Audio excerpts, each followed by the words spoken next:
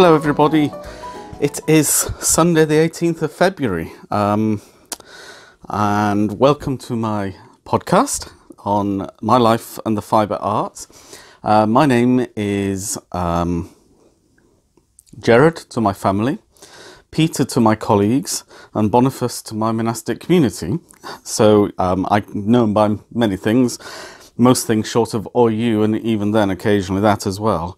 I live in Abingdon in Oxfordshire in the south of England, a town that's 7 miles south of the city of Oxford. I live with my two cats, Toby and Bunty, who are prowling around and making a little bit of a nuisance of themselves this morning. I don't know what's got into them, but hey, it happens. I live with a colleague and friend, and at the moment his two sons are staying with us, and they are the reason I didn't record yesterday. It's half term, just the end of half term for English schools at the moment, which for those of you not from the UK who may not be familiar with the idea of half term, we have 3 school terms which run basically through the autumn to Christmas, through winter to Easter, and from Easter right through to the beginning of summer. Well, the middle of summer really, the end of June. But because they're such long periods, there's a week halfway through each, which is half-term holiday. And so the boys have been on holiday this week. And during this week, Thomas, who is 9, was having a Nerf gun battle with a friend of his and managed to fall over and break his wrist. So he's had to go up to the hospital to have his cast changed on Friday. And then while Andy was up at the hospital with both the boys, he discovered Samuel was scratching, and when he looked closer, he discovered that Samuel's got chicken pox.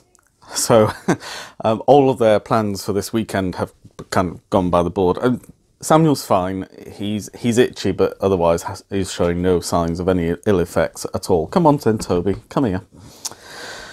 I've had chicken pox, and so has Andy, and Thomas, so in fact it's not a major concern. It's just odd that he's not been at school for a week and then catches chicken pox from who knows where. So it was very noisy in the house yesterday, which is why I didn't record. You may hear background noises, but it's about 9:30. They've been up for about an hour and they're just having breakfast and doing things. So it's fairly subdued and quiet at the moment. So I thought this was a good opportunity to record. So I've introduced myself. I've said where I live. I've said what the podcast is about. So I should say welcome to any new viewers. And I hope you enjoy what you experience today, and if you do, please remember to like the video and subscribe so that you're notified when future videos are released, which are more or less weekly at the moment. Welcome back, of course, to all my friends and subscribers. It's very nice to spend some time again with you this week, and I hope you enjoy the little bits and pieces I have to talk about for you. So, without any further ado, I do actually have a finished object.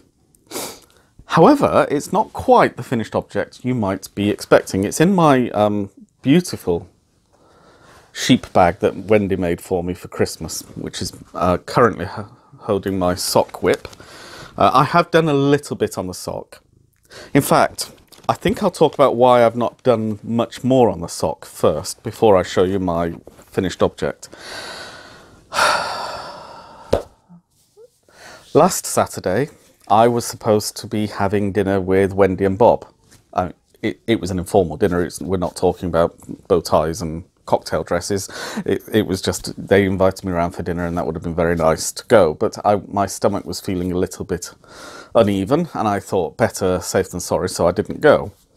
Sunday, I started to develop quite a lot of pain. Now, a bit of personal history. I have a hiatus hernia, which is where a small part of the top of the stomach gets caught in the sphincter at the bottom of the esophagus that normally holds the stomach contents in the stomach and stops them from going up through the esophagus, because there's an awful lot of very strong acid in the stomach.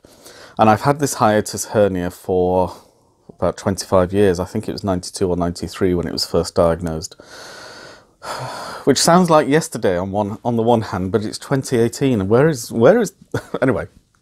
So I've had it for about 25 years, and it rumbles from time to time, particularly if I eat anything particularly stodgy. Then I get an awful lot of acid reflux, which is where the stomach acid can go up the esophagus and strip the lining of the esophagus. And it's quite painful, but it can be quickly resolved. But on Sunday, I was getting a rather bruised feeling in the stomach. So this was all between the navel and the bottom of my rib cage. So it was not intestinal problem. It was very much a stomach problem. And by time I went to bed, it was quite painful, but I took a painkiller, and you know, I've lived with this hiatus hernia for a long time, so it's just one of those things you just get through each day, and it usually goes away after a few days. I woke up at midnight and spent the next 4 hours retching away, because after the first few bits of vomiting, there isn't actually anything left, but I spent 4 hours retching, and it was the most awful night I've spent for a very long time. And then I couldn't sleep because I couldn't get comfortable, because it felt like someone had grabbed hold of my stomach and was squeezing it as hard as they could. It was really it felt bruised, and it felt really strong cramps. And that really continued for 3 or 4 days. By Thursday, I managed to get washed and dressed and went out. And that was the first day that I'd actually been out of the house. And I went back to work on Friday morning, because I thought it was important just to get back into the cycle of going to work, even if it was just for one day. And I'm glad I did. I got quite a bit done and put my own mind at rest that I was getting back up to date quite quickly. The double irony of all this, the Friday before I went off sick, I got a really nice letter from the managing director thanking me for my 100% attendance in 2017. And it's just ironic that I got the letter on the Friday, and on the Monday I take a day off sick. Well, 4 days off sick. So because of the constant griping and pain in the stomach, it was very difficult to get comfortable. It was very difficult to concentrate. So I've not really been able to do much in the way of crafting. But I didn't want to do nothing at all. And I did fortunately have the Winter Olympics on, which is useful. So that's why I've not got much work done on my whip. But I will talk about the socks in a moment. So I wanted to do something which was not going to tax me, that I could just set it down and pick it up as and when. I mean, all of crafting is a little like that, but you do need a degree of coordination and competency and concentration to do most of the knitting and crocheting that we do. So I had bought, on a whim really, some polymer clay, and I'd been watching a few videos on YouTube, because I bought lots of stitch markers. As you know, I like stitch markers, and I like to have pretty things on my work as I'm working. I mean, why not? I'm using pretty yarns, and I've got pretty needles, and I'm making a pretty item, so why not have pretty jewellery to decorate while you work, rather than just, I mean, they're colourful, but just plain stitch markers can be a bit dull. So I was really curious on how stitch markers were made and what the process was. And it's not very expensive. I ordered a little bit of polymer clay and some jewellery fittings so that I could try my hand at making some of my own. And it's been sitting there for a couple of weeks, and other more important and more interesting things for me have taken priority. And I should preface all this. If you noticed, I always say I should preface things after I've said them. But anyway, I should stress as part of all this that I'm not a great artist. I'm a terrible drawer and not much better at sculpting. No, that's not entirely true. I was very good I did a technical drawing O-level, which is basically drawing up architectural plans. So I have a good eye for detail. And I had lots of plaster of Paris kits when I was a child, where I would make models using plaster of Paris and then paint them. But the actual sculpting of things I always found a little bit more challenging. I never really got into it, and because it was not my #1 priority, it was not something I focused on improving. So all of that is a preface to explaining that this is my first attempt. I'm very pleased with my first attempt, but it is not by any stretch of the imagination perfect. Now, some of you who follow me on Instagram will already have seen this, but this is Richard the Wonky Whale, and you'll see why he's called that when I show him. So this is my little stitch marker, and he's a whale. So I made him, I mixed a couple of colours of polymer clay to make the blue that I wanted. And as you can see, the reason he's wonky is if I bring him in close, you can see that one eye is very much not the same size as the other. And the mouth is a little skew as well. But I'm really pleased with him. He's got a nice lobster claw clasp on the top and fits easily over my sock needles. As a slip over stitch marker as well, so it can both be a progress keeper and a stitch marker. And he's as light as a feather, and he's the only one. I mean, I've got fingerprints all over it, and I've got lots of work to do to refine and hone the technique, but I'm really pleased. I think he's adorable. So Richard the Wonky Whale is my finished object for the week.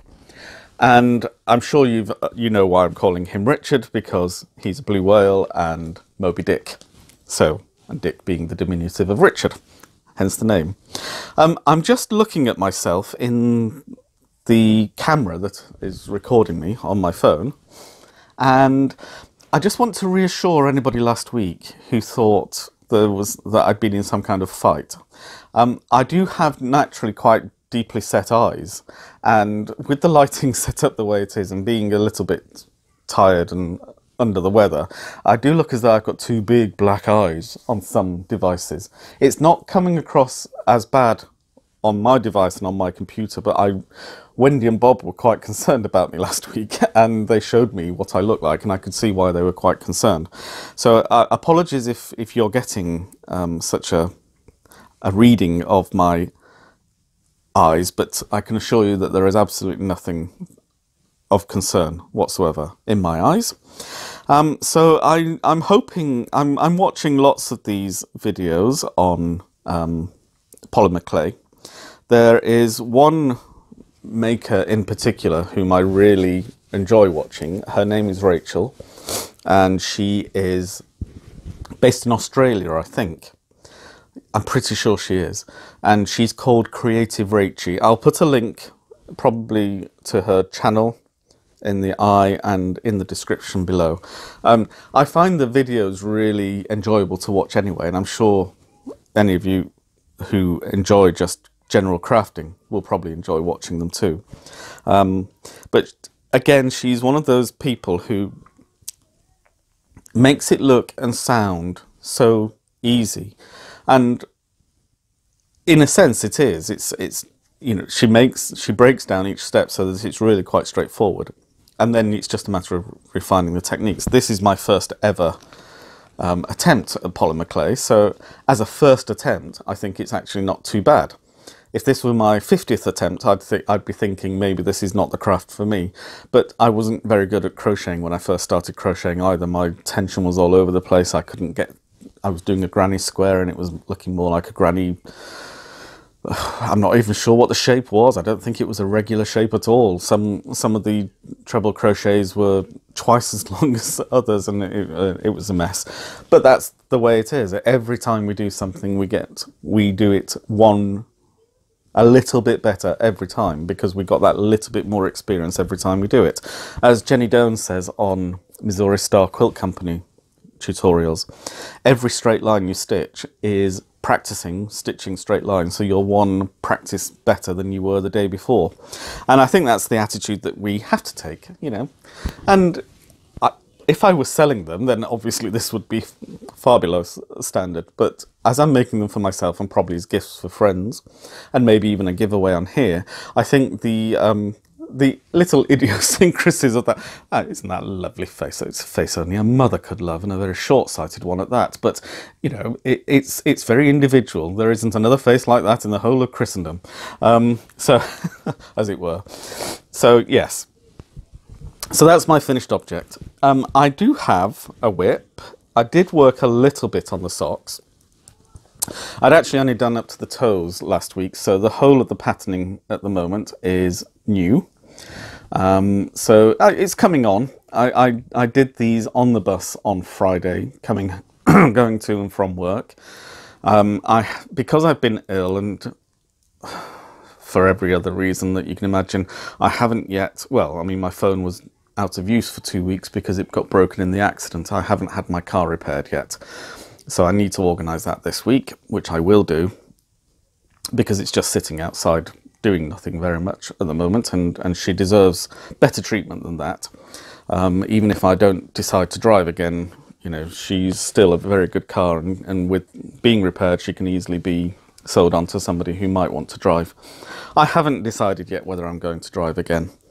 I'm still very much not inclined to at the moment, but that may change once in a few weeks' time, so I'm not making any rash plans on what to do.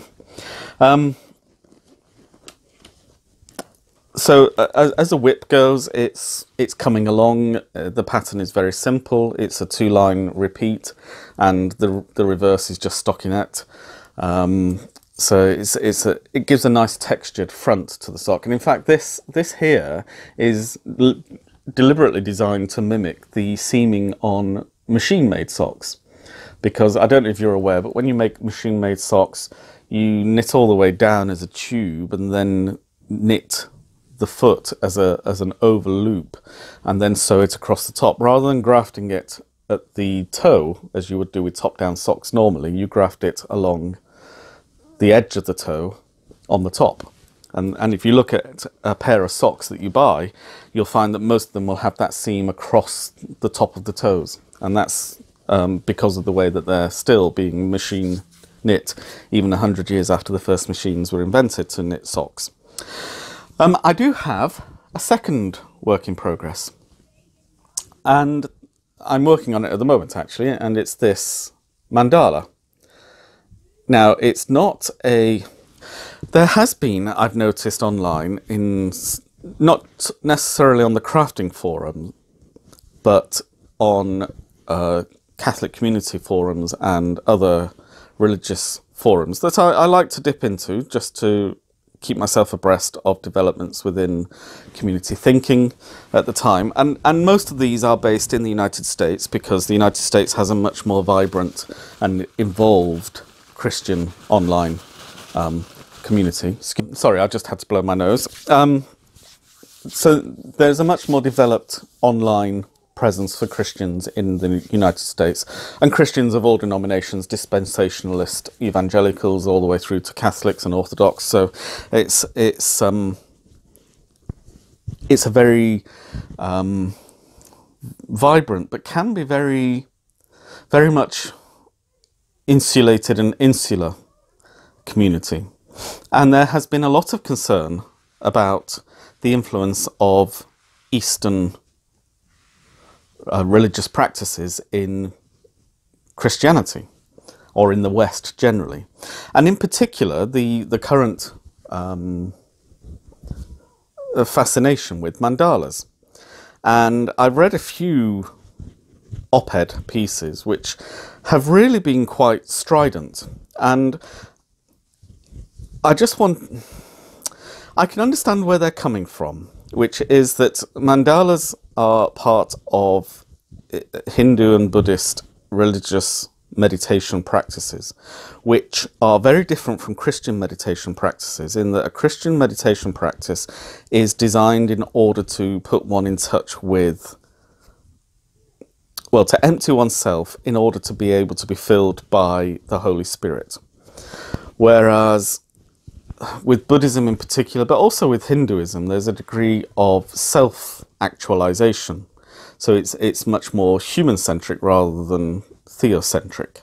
And I'm very grossly generalizing there. it's much more nuanced than I'm presenting it.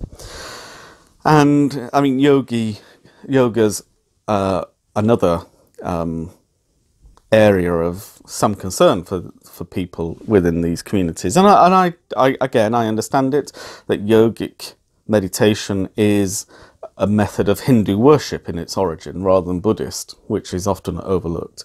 And so is polytheistic, pantheistic even. And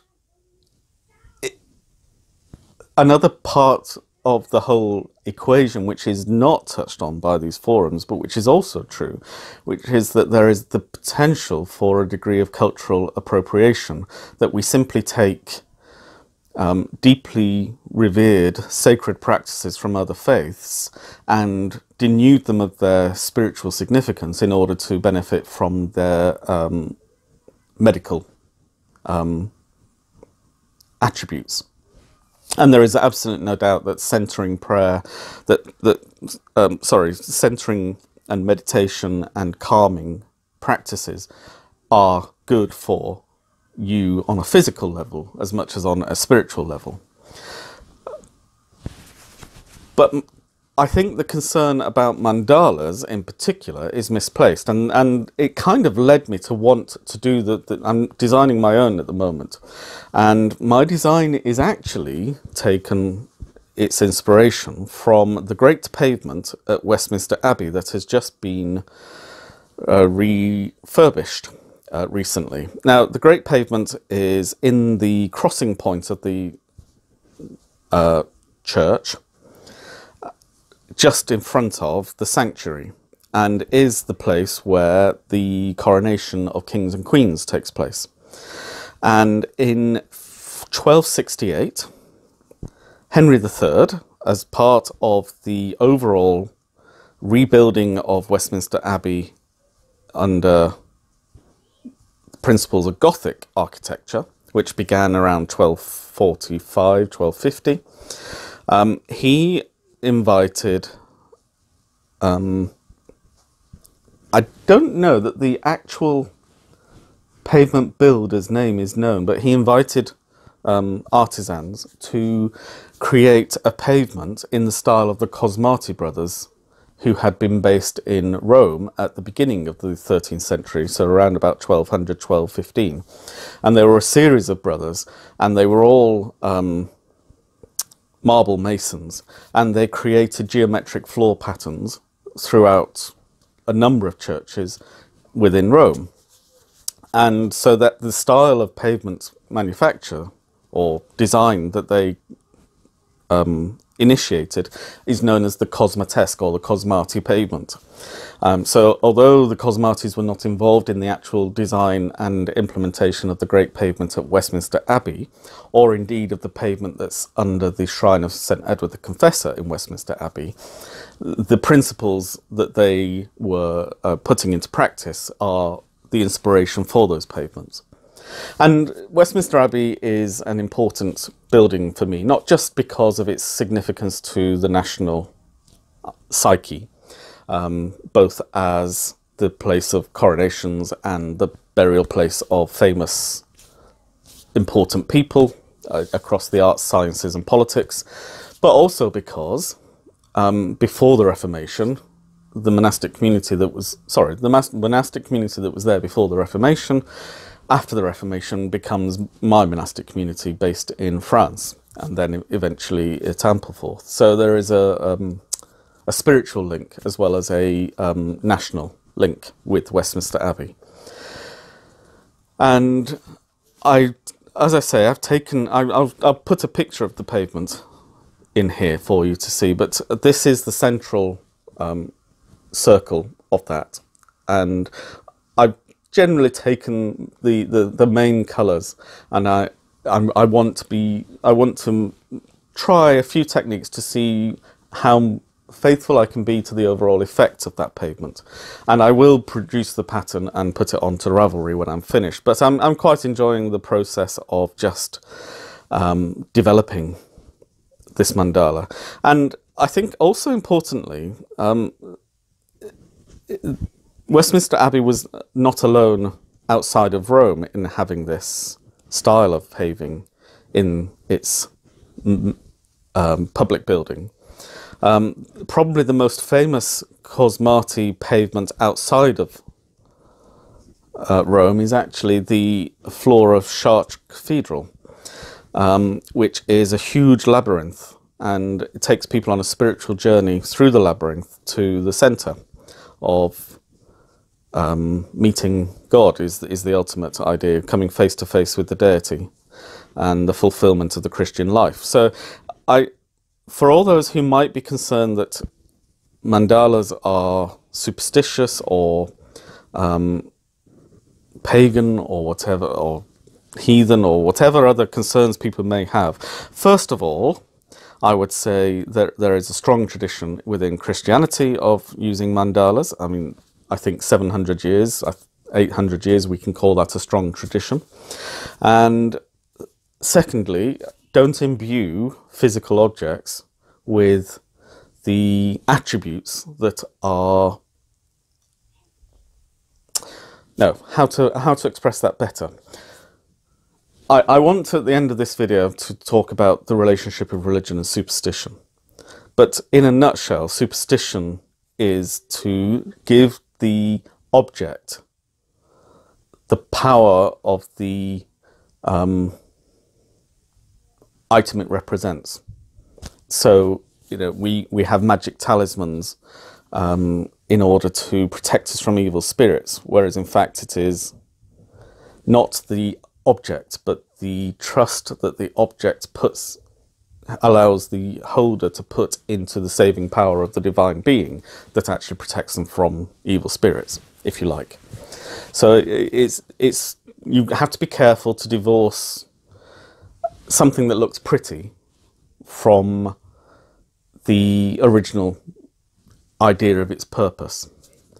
Objects do not have an innate spiritual force or power, as far as I'm concerned.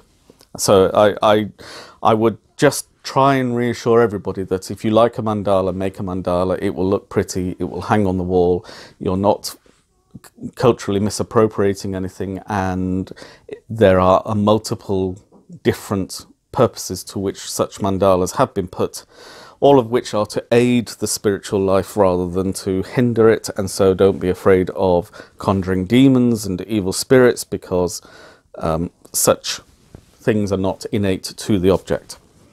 And I will, as I say at the end of the episode, there's a reason I want to talk about religion and superstition. I'll come to that at the end of the episode, and I think it might be quite interesting for people to hear a little bit about the relationship between religion and superstition. So, moving on, I have two acquisitions to talk about, and I'm going to put my glasses on. The first I didn't go into. I went into Mason's yesterday. I didn't go in to buy this. I saw this and I bought it. I kind of shouldn't have done, but hey, that's life. And it is it's West Yorkshire Spinners, my current yarn of choice, or my yarn company of choice. It's their Blue-Faced Leicester Aran print, and the colourway is 0352, because that tells you ever so much. I wonder, did I? I wonder if it's in the back here. No. I'm just wondering where I put that book. I know where I put it, it's there. In the back of my crochet winter warmers, they did, yes they do, they did a colour chart with names. So let me see what the colour actually is. This makes perfect sense if I'm right. Yes. The colourway is 855 and the colour is pheasant.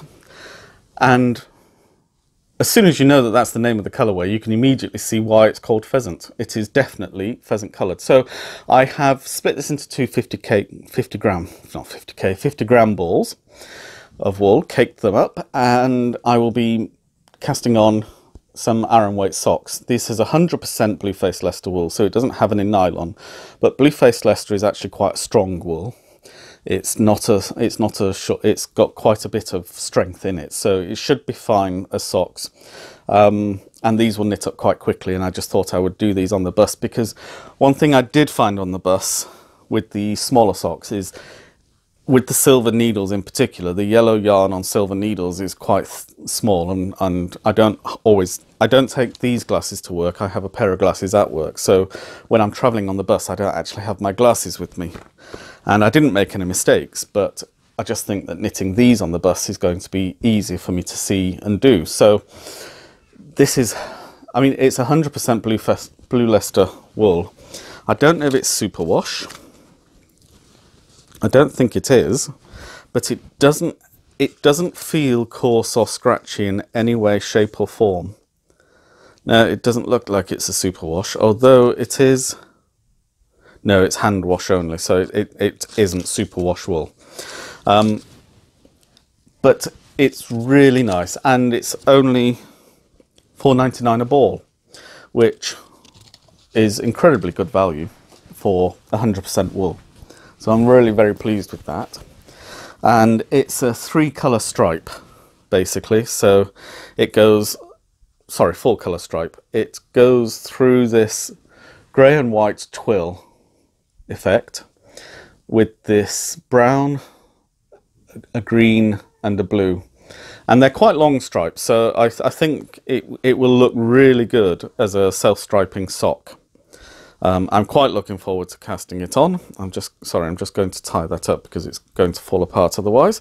I'm quite looking forward to casting it on, and I will be doing that over the next week on the bus. And being an Aran weight sock, it's effectively worsted weight. It's slightly heavier than worsted weight, but it's effectively a worsted weight sock. It's going to knit up very quickly. And people say to me, I mean, do you want to wear woolen socks apart from in the winter? Well, my experience with wool is that it does keep you warm, but it also stops. I noticed when I was wearing the woolen socks in the summer, my feet didn't get as hot as the rest of me did. And it could just be that the sock, as well as insulating from the cold from outside, is also insulating from the heat from outside. And it seems odd because if you can't wear a jumper in those circumstances, but I never found that the woolen socks last summer were in any way an inconvenience. So yes, it's a heavier sock than I've used previously, but I'm give it a go and I will let you know how it works out. So the thing I actually went into Mason's to buy was a West Yorkshire Spinners pattern book, which is the Croft Shetland Tweed. Now the Croft Shetland Tweed is their 100% Shetland wool, and I think it's 100% Shetland wool. Does it have it on here? I think it is.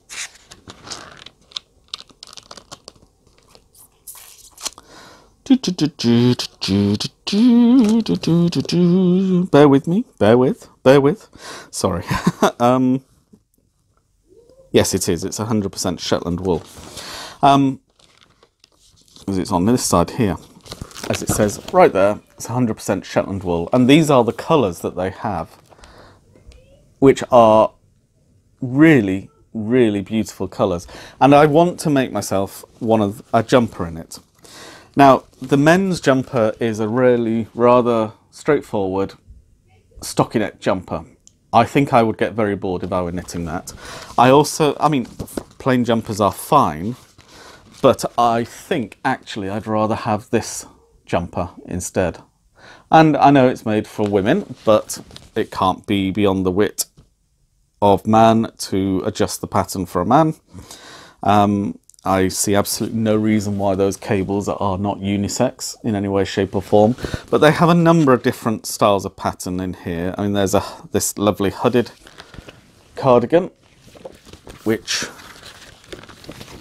there's the actual hood on. And it's just a really nicely created pattern book. So and they've got mitts and hats and scarves and the like in here as well. So I'd have to decide. I mean, that looks really nice, but I don't think I could pull off a two-tone jumper. I just don't think it would work for me. But it looks really nice, and it's a simple cable pattern. So, you know, it will be a case of what do I actually want to make. And I'm not sure yet, but I will have a look through and read it, and I think I'm in two minds. Well, three minds, really. Well, no, I'm in 7 or 8 minds. I just don't know what colour I want to do it in. I have a green one that I'm working on. I created a brown one already. So I'm thinking either blue or the purple. So probably either the Bodam or the Halo. Although I love the Eswick and I love the Stormy Beck, is that? I'm Stormy Breck. I'm reading it backwards. Stony Breck, and I also like the Dulcetta. So I don't know which. They're not cheap. They're substantially more expensive per hank of wool, but I think this will be my dream knit, I think. And that brings me to something on Ravelry. I will be opening 2 new threads today. I've made some notes just to make sure I don't forget what I'm doing. So 2 new threads. The first one is who or what inspires you, or has inspired you. And that doesn't have to be about crafting. That can be in your life.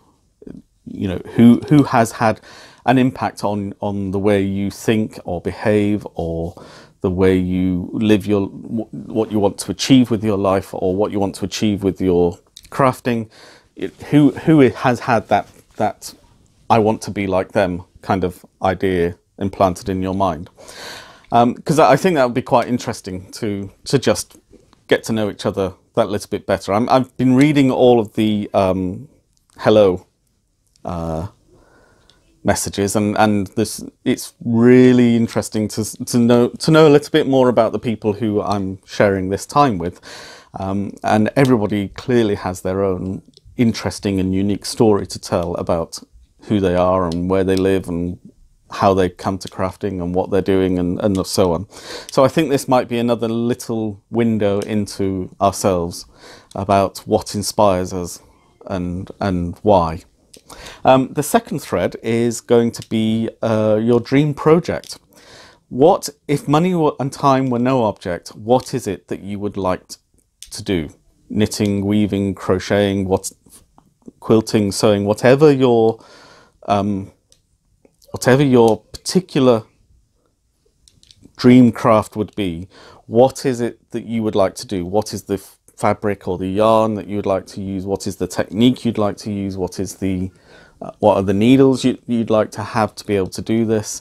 And I think that, again, that will help to show who we are. So to begin that off, and I will write this in my thing, but my dream project is going to be buying a sweater's worth of this yarn, which is going to cost me £50 or £60. So it's not impossibly expensive, but it is a significant investment.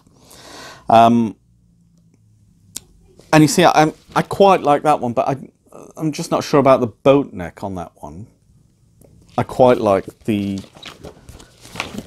neck on... Sorry, get there in the end. I quite like the neck on the plain jumper, so maybe I need to hack the two together, and maybe that's what I'll do. And so there isn't a new technique involved in that. It's more just something that I'd like to have the time to sit down.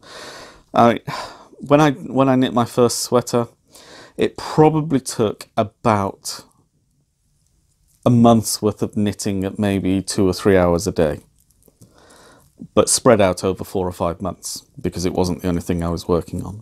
So if I were knitting just that and able to spend 5 or 6 hours a day, I could probably have it done in a couple of weeks. And that would be lovely. So I will put that in the thread and encourage you all then to add your own. and I will draw a winner from that and have a prize for that. Probably a pattern of your choice. Speaking of prizes, there has been a significant increase in the number of users on Ravelry in the group. So I have run a random number generator for all the subscribers, and I have a winner to announce. And the winner is Nina Camilleri from Cumbria in the UK, which is very nice. So Nina, if you want to private message me a pattern of your choice up to the value of $10 US on the equivalent, I will get that gifted to you, and congratulations. So there we go. So that's my main part of the podcast finished now. So I said to you that I wanted to talk a little bit about religion and superstition. I've made some notes because this is actually quite an important subject. I've taken my definitions from the Concise Oxford Dictionary, which is the 1990, let me see, when was it published? The 1990.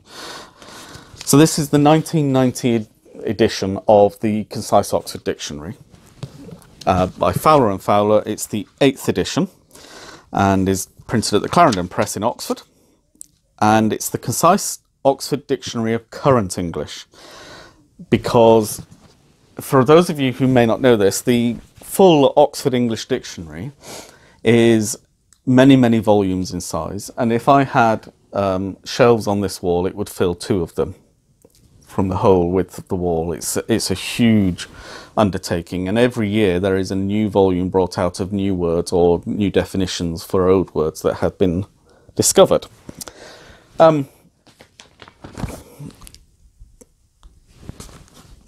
But there we are. So from the dictionary, we have 2 definitions that I want to give you. So the first is for religion, which is defined as a belief in a superhuman power, especially gods, who are entitled to, and superhuman and controlling power, that is, especially God or gods, entitled to worship and obedience.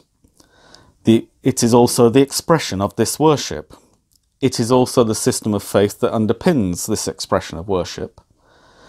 It is a life under vows within this system of worship, so for example monastic life such as I lived, or as an extra is something that one is especially devoted to. So football is his religion, knitting is my religion, are perfectly valid ways of using the word religion. So importantly, religion in this context is defined as the belief and the faith system and the behaviours that grow from that belief and that faith system.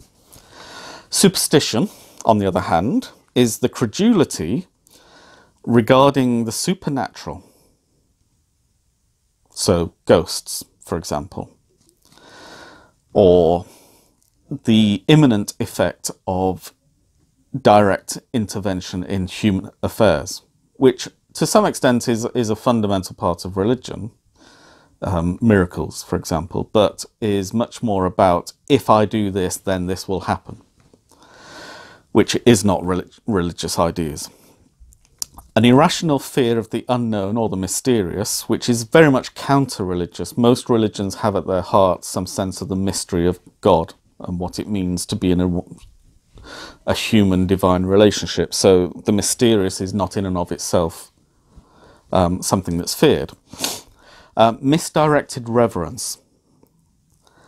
So that comes really to the mandala, that the mandala, you don't pray, or to statues if you like, you don't pray to the statue, you don't pray to the mandala or use the mandala as the object of prayer. They are the means to the end rather than the thing that is reverenced in itself. If they're reverenced in themselves and they're merely idols, they're things made by human hands that we put our faith and trust in, and that's the very definition of an idol. A widely held but unjustified belief in the effects or nature of a thing. Again, this is the mandala and statue thing, that the item itself possesses the powers that one attributes to the thing that the item represents. And the practice, opinion or belief system based on these misunderstandings and incredulities. So, I think what brought me to look at the difference between religion and superstition was a throwaway comment made by Stephen Fry on an episode of QI that I was watching. Now, for those of you who don't know, QI is a comedy television panel show. There are 4 panelists, and they are all comedians or comedy actors, and occasionally scientists who are there, like Brian Cox, who will be there to bring some kind of academic understanding to subject matter that's on the show. And it is a comedy show. It is intended to be light-hearted and fun, but it's also intended to challenge preconceived notions of truth and perceptions of reality which are perhaps misplaced or slightly erroneous, and will often challenge quite fundamental issues, like how many hills does Rome have? And everyone will say 7, and the answer is actually 8. And there is the celebration, and this was on a very recent episode of QI, there is a celebration of the 7 hills of Rome, during which the 8 hills are named individually. One thinks Rome has 7 hills, in fact it has 8. And is actually celebrated. The 8 are celebrated within the festival of the 7 hills. Who knows? Who knows what? Human beings, we are very peculiar creatures. Anyway, so QI stands for quite interesting. So the idea is not to challenge the deep and meaningful questions of life. It's just to say that maybe don't take the superficial answer as the real one, that there is often something much more interesting going on behind the pat answer that everybody learns by rote, as it were. And it's hosted now by Sandy Toksvig, who she is Danish by birth, but has lived most of her life in the UK, and she's a very intelligent and very funny woman, and I really, really enjoy her presenting it, and was previously presented for 13 seasons by Stephen Fry, who is a British writer and actor, comedy actor rather than comedian. He is very funny though, and is very intelligent, but I often find myself disagreeing with him, particularly because he is quite a militant atheist. And he has good reason for that. Part of his family were part of the genocide of the Jews in the 1930s and 40s in the east of Europe, and he's also homosexual, which means that he has a particular antipathy towards those who appear to devalue him as a person, which, and some do. I mean, it's not just appearance of devaluation. You know, some people actually do devalue homosexuals or Jews, and he just sees he presents himself as a rationalist, and therefore there is no justification for faith in the modern world. And it's a perfectly valid viewpoint. It's perfectly wrong, in my opinion, but it's perfectly valid for him to hold such a viewpoint. But he is he presses this on many occasions when it's not really necessary, and it becomes a little bit strident, to be honest, sometimes. And he was talking about superstition in one episode, and he made a very throwaway comment that superstition and religion are basically the same thing, if you look at the definitions. Well, I think, first of all, you have to be very careful about looking at definitions, because definitions are written by people who are subject to the cultural milieu in which they are writing. And so they will present as the current understanding of a word what the current society understands as the word. And so a definition written in the 18th century for religion and superstition is going to differ markedly from a definition written in the 21st century, and so on. But even within that, I think from the description, from the 2 definitions I've given for religion and superstition as they are now in the Concise Oxford English Dictionary of current use, I think you can see that religion and superstition are not polar opposites. They share a lot in common. But I think it's worth going back to the Romans on this, because both religion and superstition are Roman Latin words. But in the Latin world, it would have been religio and superstitio. using secular pronunciations of Latin, academic pronunciations of Latin rather than ecclesiastical there. So for the Roman, religio was an obligation to the gods, first and foremost, which is kind of there in the modern, in that it is, in the modern, it's the belief in the superhuman controlling power to which obedience and worship is obligatory. They are entitled to it. Whereas in the Roman world, your faith, it wasn't a matter of faith. It was a matter of the gods exist and therefore there is an obligation to them. Not if God exists, then there is an obligation, which is the slightly more nuanced modern version. And it is a worship, religio is expected by the gods from the people. So that's very much still in the same idea. That the method and manner of worship is a matter of interest and concern to the gods. So it's not sufficient to say, I believe in someone and therefore I venerate him. You have to venerate the god in the way the god expects, because it is a matter of intense personal interest to this god that he is worshipped properly. And therefore is a matter of public polity to the Roman society, that the gods are appeased at all turns, and therefore that everybody must worship the gods in the way that the gods expect to be worshipped. And that there is, and for Cicero in the 1st century BC, so which is really the beginning of the idea of religio, there is a scrupulous and strict observance of what they call the cultus. So you have to do exactly what is laid down in the rubrics for the worship of the god. The sacrifice has to be carried out on a certain day, at a certain time, in a certain place, in a certain way, facing a certain direction, certain bits cut first, and all that kind of thing. All of that has to happen in a particular and strict way, and it has to be scrupulous. Now, where does the word religio come from? For Cicero, it was a combination of re lego. Re meaning again, lego meaning to choose. So you choose again and again and again to observe the worship. Modern scholars think that Cicero is wrong and prefer it to come from re lego. So L-I rather than L-E. And re lego is to bind again. So you're rather than choosing something, you are bound to this by habit as much as anything else. And religion is in that sense the observable patterns of behavior, which is something that is there in the modern definition, the system of faith, the life under vows, if you like.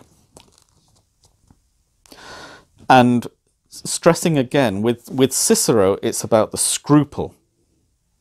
It's not about faith, it's about the knowledge, this is what the gods demand, and therefore we must give them exactly what they demand. There isn't any discussion about how it is known that this is what the gods demand, but this is the way that the gods are appeased and give favour to the people. Superstitio is very much just the bastard brother of, or bastard half-brother of religio. It's the misuse of religio. It's religion, kind of religion, but then going off at an angle. So it's improper, it's impure. The scruple of correct observance is not maintained. The sacrifices are invalidated, which is vitia, from which we get our word vice, in fact. So the sacrifice is unacceptable because it is deliberately not in accordance with the wishes of the gods. And the other aspect is not so much the misperformance of religio, it's the over-performance, that you give the gods more than they demand, excessively devoted to the gods. So Pliny the Younger, whose full name is Gaius Plinius Caecilius Secundus, who was alive between AD 61 and 113, so pretty much alive around the time of the beginnings of Christianity, and writes about Christians a number of times. He is a governor in various parts of the Roman Empire, but at one particular time was governor in what is now Anatolia in Turkey, so on the southern edge of the Caspian Sea. And he writes to Trajan, who himself is a governor at this time, not emperor yet, to discuss this Christian sect, Christianos, I think is Cretianos is the way they're described, but it's taken to be Christians, because he says that their exercise of religio is depraved and excessive. Now, to us, that makes it sound like they're doing all kinds of orgies and violence and all the rest of it. But within the definitions of Roman religio and superstitio, what he's actually saying is that they're not following the public calendar of sacrifices to the gods, which is inviting the wrath of the gods onto the polity as a whole, and that they have this excessive devotion to a particular god in exclusion of all the others. And both of those things are considered to be superstitio rather than religio, which is the public performance of the obligations to the gods. And what's interesting is that Trajan replies to Pliny that whilst he has not dealt excessively with Christians by executing them where necessary, he shouldn't go seeking them out, that their wickedness, if you like, in terms of the Roman polity and the Roman religio, is only to be punished insofar as they refuse to take part in that religio, which in most cases, and this is where it corresponds with the Acts of the Martyrs that have come down to us through the church writings, in most cases is the public sacrifice to the gods that was occasionally required as part of Roman law. And of course the Christian, and it wasn't so much the sacrifice, it was the eating of the meat that had been sacrificed to the gods that was, you were participating in the worship of the god by eating the meat. And for Christians, of course, through their excessive devotion to a single god, they weren't able to take part in the religio because it would have compromised that excessive devotion. And so they were being depraved by not properly taking part in the Roman worship. So I think it's just worth seeing that for the Romans, the Christians weren't a problem except when they made themselves a problem. So it's a kind of parallel to the modern world that Christians, and indeed anyone with a strong religious faith, so this is where it applies now to Islam, Buddhism, and to all the other faiths. To say that religion and superstition are the same thing is actually not to say anything remarkable, except that superstition is the way in which we condemn and criticize religion. But it's also important that religion is seen to be a political act. It is a political act. You can't get away from the fact that the way in which we believe, the way in which we understand the world that we live in, is a matter of public policy. It's something that affects the way in which we set laws. It affects the way in which we relate to each other. It affects the way in which our economics are devised. And indeed, the modern world still has not really devised a suitable method for containing the excesses of capitalism. Communism was and extreme socialism were easy targets. They were easy to shoot down because of the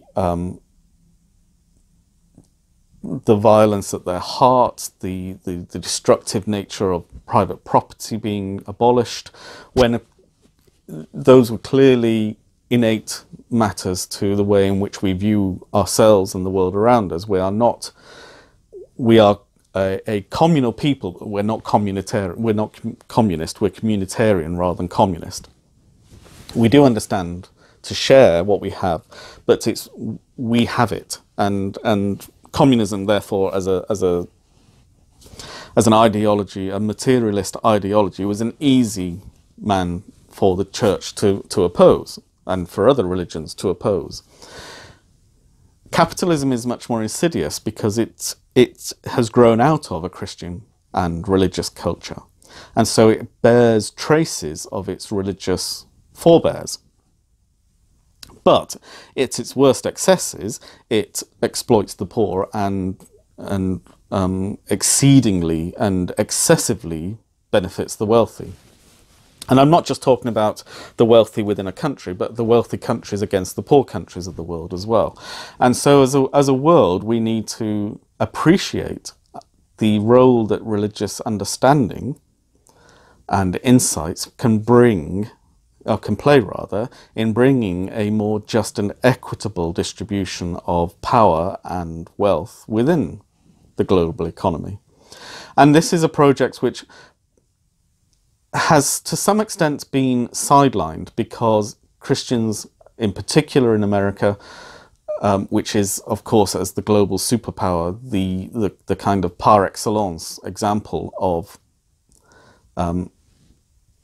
this particular political battle being played. Because of the justifiable concern about abortion, for example, or the sexual revolution, for example, or the redefinitions of sexuality that are part of the modern world, they've allowed themselves to really be sidelined into fighting skirmishes on the edges of consciousness and leaving the main battle, which is for the real heart and soul of society, to people who maybe don't have any deep religious understanding or motivation. And I think that's a mistake. I think we need to maybe understand our own individual roles in bringing a better, a better manifestation of capitalism, which takes into account that it's not just about the money. And maybe capitalism is the wrong word. Maybe we need to have a different approach. This is a professional matter as much as a personal and religious matter for me, because I have worked in human resources, which used to be personnel, and both of those are the wrong word. They're not human resources, they're human beings. They're people. They are individuals, and they are groups of people. They have needs and souls and identities and dreams and hopes and aspirations, and all of that, if they're properly channeled, can really build a strong sense of working together to achieve a good aim for a commercial entity like, for example, my bus company. And the problem with an economic system like capitalism is it puts all the emphasis on the money. It forgets that there are people in these equations, and capitalism is there to serve people, not as an end in itself. And maybe we need to really apply ourselves as people of faith to address these inequalities and reassert some sense of communitarianism, of the sense of the role of people in our global economy. So, just thought I realised that I kind of veered off at the end there, but it's I hope you can see that it's actually all part of a whole. That if we relegate religion to the private sphere, then we are destroying and undoing thousands of years of human development and denying something which is intrinsic to us, which is that the way in which we believe the world to be has to affect the way in which we live in the world that we live in, and that is the subject of politics, how we live together. So I will leave those thoughts with you, and I would be very interested to hear any of your comments on these subjects and on any subjects. I will open the 2 new threads in Ravelry. I think I've talked about everything. No, I haven't. There is one other thing I wanted to talk about. No, 2 other things, sorry. Sorry, this is beginning to sound like the Roman Inquisition sketch from Monty Python. There are 2 things I want to talk about. The first is the Winter Olympics. Team GB historically don't have a huge presence in the Winter Olympics. We're not a winter sports country. Being a temperate island, we have certain areas of interest, as it were. But our medals in the Winter Olympics are not very frequent, but when they come, they tend to be on the ice. And that will be ice skaters like Robin Cousins and John Curry and Torvill Dean, or it will be the curlers, or it will be the luge, the 4-man bob, the skeleton coming down the ice slides. Well, Britain on Friday got its first medal of these Olympics with a bronze medal in the men's skeleton, which, for those of you who don't know, involves basically a man lying down face first on a tray, on his stomach, and sliding down a steep hill, effectively. So Don Parsons won bronze in that, which was an unexpected bonus. On Saturday, Izzy Atkin won Britain's first ever medal on the snow, when she got a bronze medal, I think, in the ladies' slopestyle big air, I think it was. I think. And then yesterday afternoon, Lizzie Yarnold and Laura Diaz won gold and bronze in the women's skeleton, which is a woman lying on a tray sliding down a steep ice tunnel, which I'm not sure which is worse, the luge, which is lying on your back with your feet first, or the skeleton, which is lying on your stomach with your head first. They both seem pretty crazy to me, but I think probably the skeleton is slightly more crazy than the luge. Anyway, Britain has done extremely well. Congratulations to those athletes. In fact, the 3 medals we won yesterday is the most medals Britain has ever won in a single day at the Olympic Games in the winter, beating the 2 medals we won on the same day in 1924, which is an awful long time ago. So as you can see, we're not great Winter Olympians, but congratulations to those British athletes who have won medals, and congratulations, of course, to all the other crazy people. I think this is the thing about the Winter Olympics. Most of the events are just crazy. Why on earth would you stand on a piece of polished wood and slide down a mountainside covered in snow? I mean, what on earth is possessing you? The only thing worse than that is sliding down a mountain and jumping off on a slidey piece. I mean, anyway, it's all crazy. But they are crazy people, but they are dedicated people, and they are achieving great things, and it's wonderful and exciting to watch them, even if I think they're all bonkers. I hope those of you who follow the Winter Olympics are enjoying them, and anyway, I've mentioned them. The other thing I wanted to talk about is from the ridiculous to the sublime. I talked a few weeks ago about abuse, and there have been further happenings, particularly in the United States and particularly on the Weinstein allegations. There is a very good interview of sorts between Rose McGowan and Ronan Farrow. Ronan Farrow is the journalist who published in the New Yorker the allegations against Weinstein that kicked off the whole thing in October. Rose McGowan is the woman who suffered a rape at the hands of Weinstein, allegedly. I have to say allegedly because he's not been charged or found guilty yet, but that doesn't imply that I don't believe her. And she was one of the first to make the allegations and has been working for a number of, 20 years to bring these allegations to the public eye, and has finally succeeded and has been vilified in the process, of course.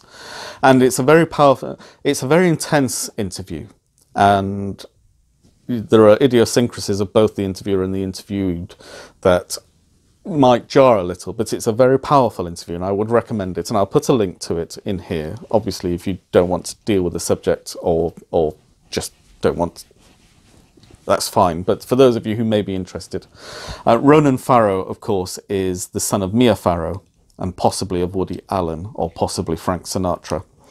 Although, as he says, ethically and actually, he was raised by Woody Allen, and Woody Allen is, to all intents and purposes, his father, which is why he's not interested in DNA tests.